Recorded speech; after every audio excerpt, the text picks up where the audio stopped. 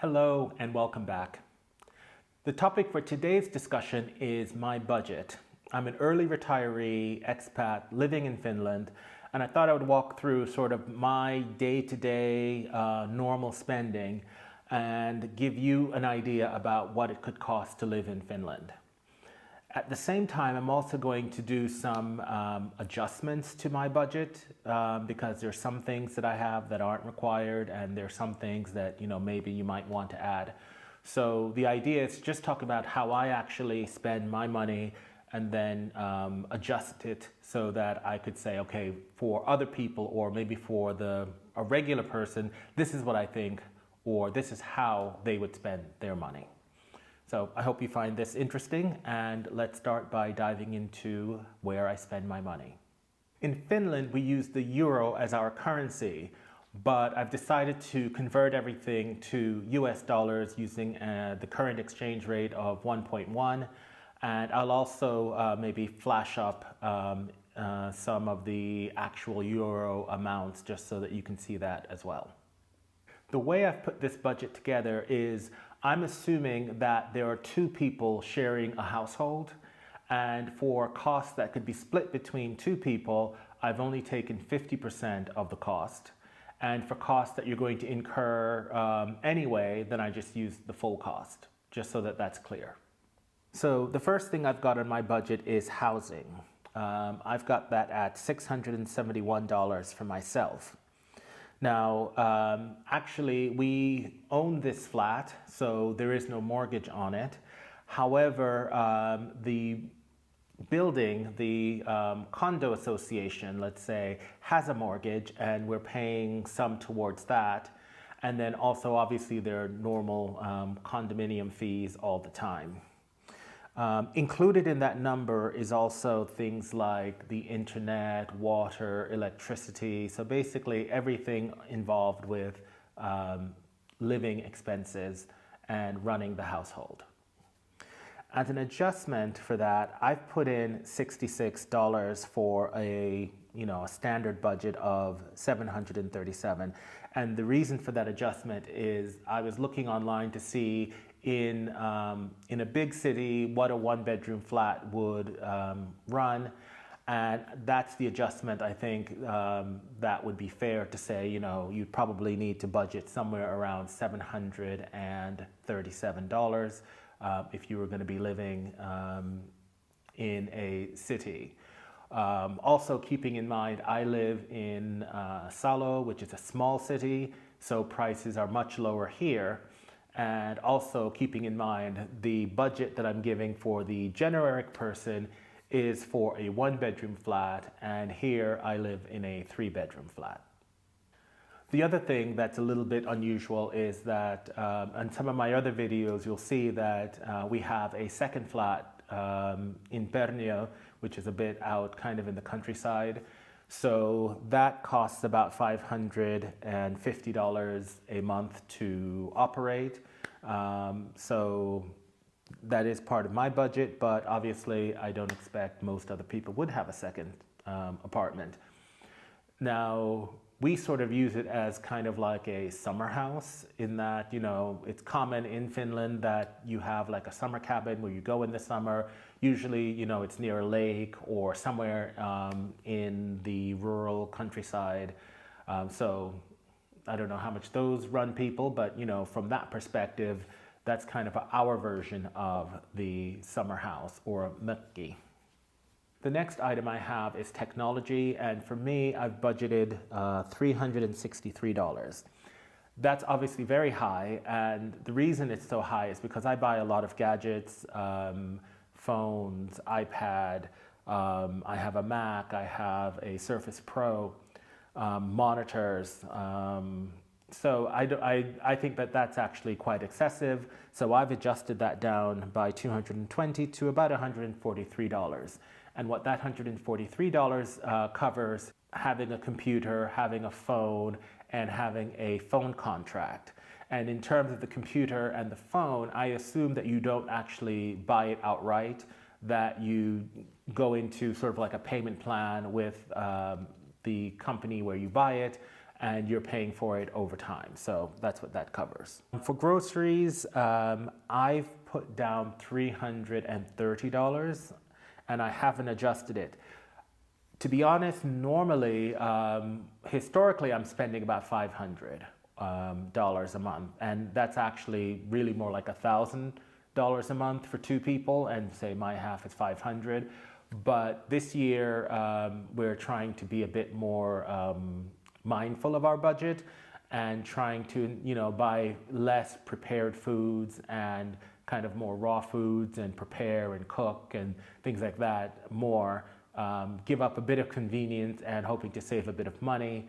And so far, so good. I would say, I'm right in line with that, but let's see. I mean, I know, you might want to think, probably 300 to 500 is a good range for what you'd probably spend on groceries for one person. In my budget, I have something that's a bit strange. It's $275, which I call savings. And what that means is I like to put away a bit of money every month into a savings account. And the reason for that is so that if I need to make a big purchase, I have cash there. And I'm not kind of scrambling to find it. So in theory, it's not really an expense because the idea is that, at my age, I don't work, I'm retired. So I'm not actually saving any money. I'm just kind of pulling money aside. So if I need, there's an unexpected maintenance bill or, the washing machine breaks or something like that, I already have the cash. Because I don't work, I have to withdraw money from my pension whenever I need it. I don't get like an ongoing check. And so every couple months, I do a projection of how much I'm going to need, and then that's how much I take out. And it's a bit of a hassle to get money out of my pension fund. I have to fill out lots of forms. So I like to have some money set to one side so that I don't have to, if I get caught short, it's like I said, it's a hassle to try and just get money quickly. So in this example, I've taken that out because I don't expect most people to do that. So, take that out of the budget. Next, I have car. This is, I've got $187. Again, this is 50% of the car. As I was just mentioning with the savings, how I like to have a bunch of money set aside. So when we bought the car, we bought a relatively cheap car. It was $10,000 or, $11,000, 10,000 euro. And we paid for that in cash. There is no car loan. So for that reason, I'm adjusting it up by $99, assuming that, there's a car loan, then maybe you'd need about $286 in your budget. Next, I've got eating out. I've got that at $165. I haven't adjusted it because I think that, in Finland, people are not, I would say, they don't entertain so much at home, and people are much more likely to meet and go out. So I think, living here, I think it's worth planning for some sort of eating out budget, even if it's not something that you really want to do very much, but, that's what I've planned there. Next, I've got medical. I've budgeted $121 for that, and I think that's fairly reasonable. To me, that's one of the things I really like about Finland. On one hand, I feel it's quite expensive place to live if you compare it to, places like Southeast Asia or, some places in Latin America. But I feel as a retired person, I get very good value for money from a medical perspective. Now, if you were to move to Finland, depending on your situation, you may or may not have access to the public health system, which is what I rely on. I don't use any private medical, that's all public. And when you go to the doctor, I'll actually do another video at some point talking about how medical expenses work. But you pay a small fee when you go to see the doctor, and for prescriptions, you pay for that. So that's what that covers. The next one I have is domestic travel. I live in a small town, and so it gets a bit claustrophobic. And from time to time, I like to go either to Turku or to Helsinki. Primarily, I would go to Helsinki because Turku is close enough that if I go there, that's a day trip. It's a 45-minute drive. Helsinki is about between an hour and 15 and an hour and a half. And while it can be done in a day trip, I usually like to stay for like 1 or 2 nights in a hotel so I can just kind of relax and take it easy. I think overall that number is probably a little bit low. In fact, I probably need to budget more like double that, but that's what I've budgeted, and let's see how that goes. I also have a miscellaneous where obviously, I'm not going to catch everything and things are going to pop up. So I like to put something in the budget for unexpected expenses. And for that, I have budgeted $110. I've got gifts down at $110 as well. I have a big family, and so that's actually probably a little bit low as well for me. But I think for a lot of people, they don't spend that much. So, I've taken that down to $55 for a typical person. I've budgeted $55 for home entertainment. Now, earlier I said that, you need a budget for eating out because Finns don't entertain so much at home. And I think maybe also because in the bigger cities, it's so expensive, the homes are quite small. As I mentioned here, I have a 3-bedroom apartment, so, it's and a decent sized living room, dining area, so it's not that tight. So we do entertain, I wouldn't say all the time, but, definitely, maybe once a quarter we have people come over. Now, again, if you're in a city, you might spend less because you wouldn't have people over, and instead you might go out a bit more, so maybe your eating out budget would be higher. Next thing I've got budgeted is clothing, and I have $33 for that. Now, I mainly do my shopping in the US, and I should say this budget is kind of more what I spend here when I'm living in Finland. And I do have an account abroad, and if I'm overseas, I normally spend money out of that account, and I don't include that in my Finland budget.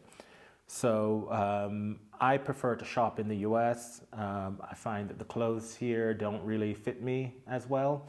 So I do most of my shopping there, and so that's why my clothing budget is so low. I'm saying maybe for the typical person, $110.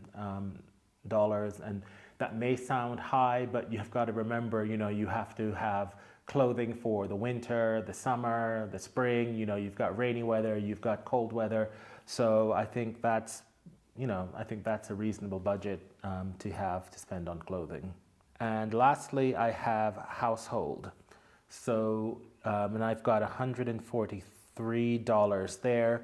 And for this, I would definitely say I'm one that I do go overboard when it comes to household. So for household, I mean sort of like household goods, like kitchen appliances, small appliances like toasters, or last week I bought a sandwich maker.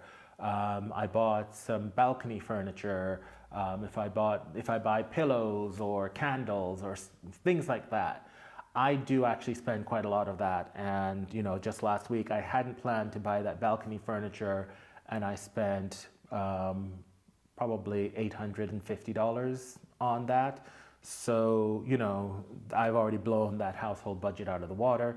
But at the time when I put this budget together, that was my plan. And if I hadn't bought that, I probably would have been able to stick to it. So I'm saying for a typical person, maybe like $55, to buy the occasional mug, plates, that sort of thing. So my overall budget that I'm working with is about $3,223.